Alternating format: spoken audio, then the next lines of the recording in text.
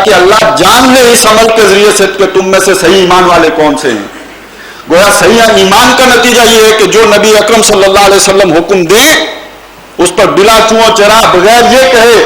کہ فلولا انزلت سورۃ ذکر فیہا القتال، سورت کیوں نہیں اتری جس میں جنگ کا ذکر ہو، یہ کہے بغیر نبی اکرم صلی اللہ علیہ وسلم کے حکم پر آمنا و صدقنا کہیں، یہ صادق الایمان ہونے کی دلیل ہے۔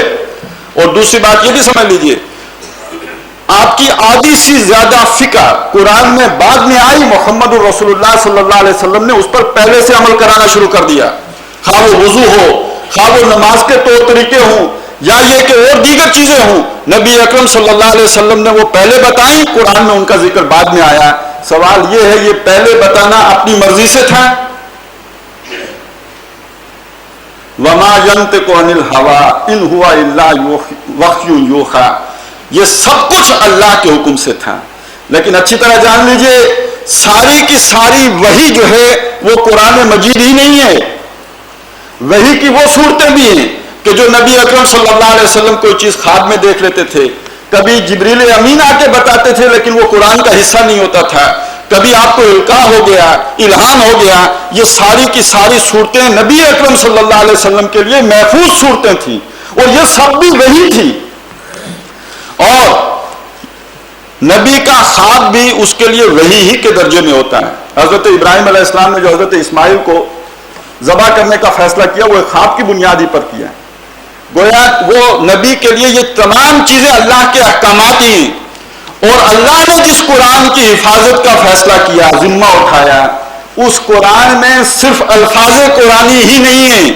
وہ جو کان خلقہ القرآن ہے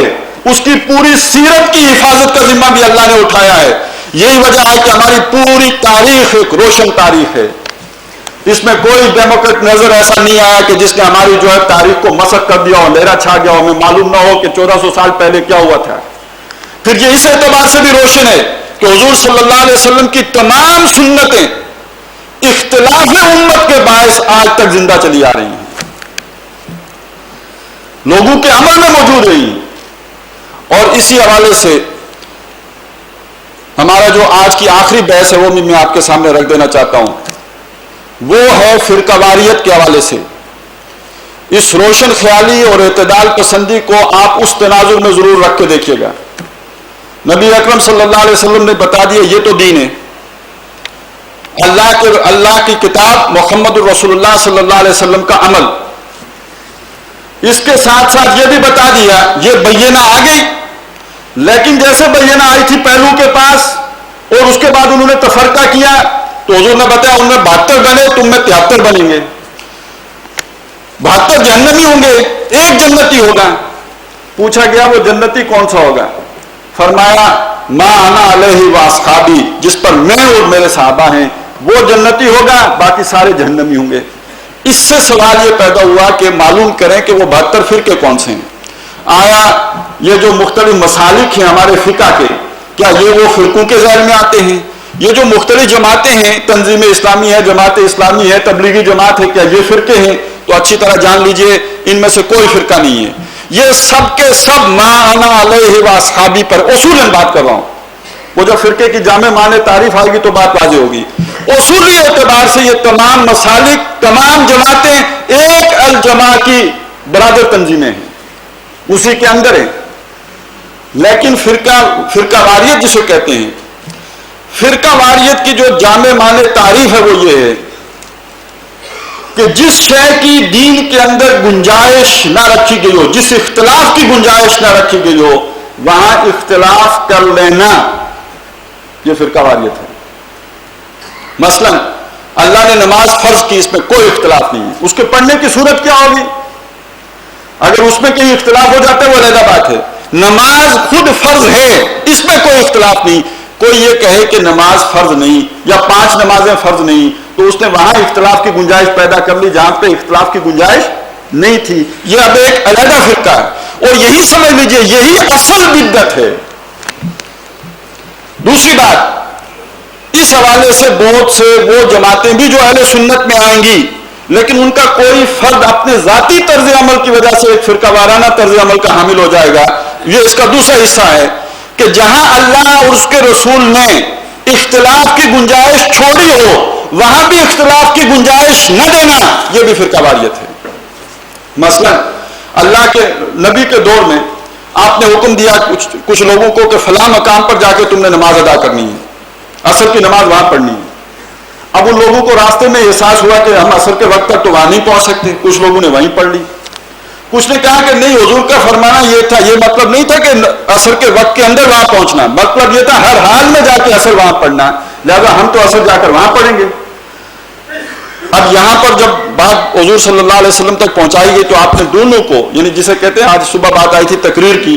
یعنی یہ کہ آپ نے کسی کو برا نہیں کہا، کسی کو غلط نہیں کہا، کسی کے عمل کو جو ہے وہ یہ نہیں کہا کہ اس کی نماز ضائع ہو گئی، گویا دونوں نے ٹھیک کیا، آپ نے اجتہاد کی روشنی میں جو فیصلہ کیا وہ صحیح تھا۔ یہاں شریعت نے جیسے ہمیں اختلاف کی اجازت دی،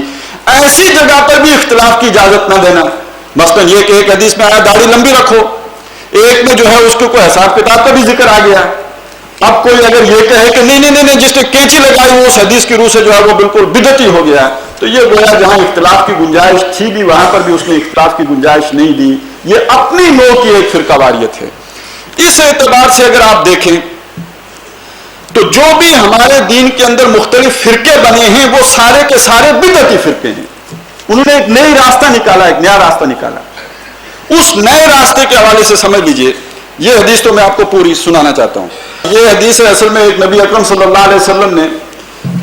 ایک دفعہ خطاب فرمایا، واز کہا۔ صحابی بیان کرتے ہیں کہ وہ ایسا واز تھا کہ اس سے ہماری آنکھیں بہہ نکلی، ہمارے دل جو ہے لرز اٹھے۔ تو ان میں سے ایک صحابی نے کہا، یا رسول اللہ، معلوم ہوتا ہے کہ یہ تو کسی جدا ہونے والے کی بات تھی، ایسا واز تھا، جدا ہونے والا الوداعی خطاب تھا، تو آپ ہمیں کوئی وصیت فرما دیجئے۔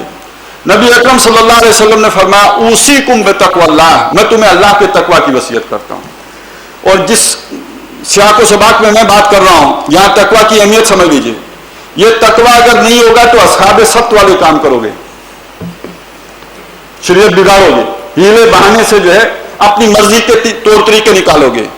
تو اوصیکم بتقوی اللہ، پہلی وصیت یہ کہ اللہ کا تقوی اختیار کرو۔ اس کے ساتھ جو دوسری جوڑنے والی شے ہے، واسمعوا واطیعوا،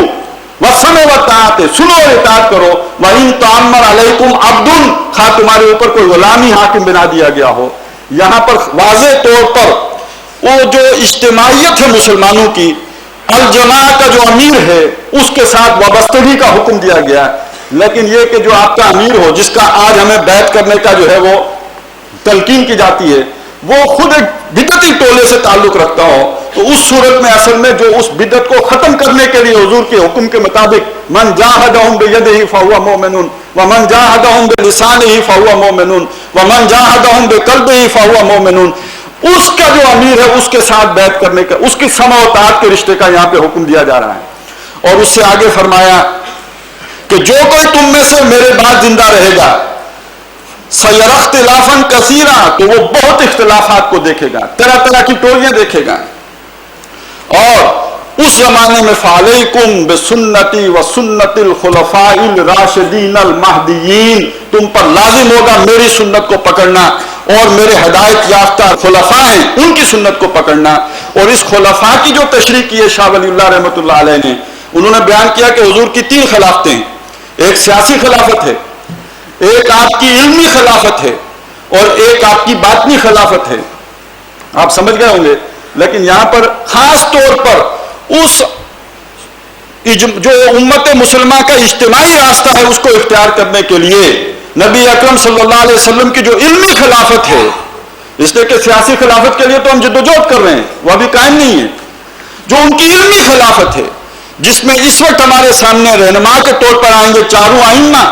کہ جنہوں نے نبی اکرم صلی اللہ علیہ وسلم کی علمی خلافت کا حق ادا کیا ہے، اس کے ساتھ وابستگی،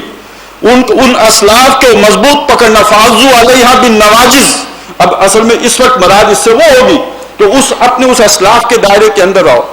مجھے ایک صاحب نے کہا بھی کہ آپ اپنے باتوں میں خاصے آزاد خیال معلوم ہوتے ہیں،